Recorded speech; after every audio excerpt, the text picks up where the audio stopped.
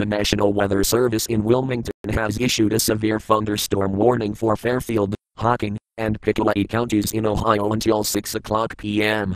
At 5:18 p.m. National Weather Service Doppler radar indicated a severe thunderstorm capable of producing golf ball-sized hail and winds up to 60 miles per hour.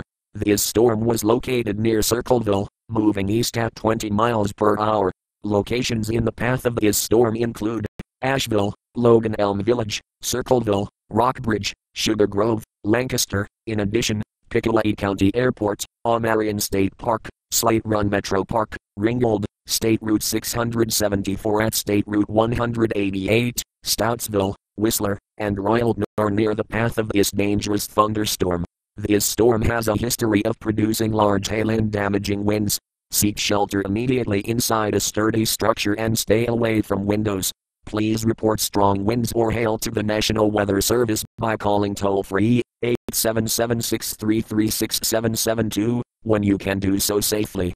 A severe thunderstorm watch remains in effect until 11 o'clock p.m. Tuesday evening for southeastern Indiana, northeastern Kentucky, and southwestern Ohio.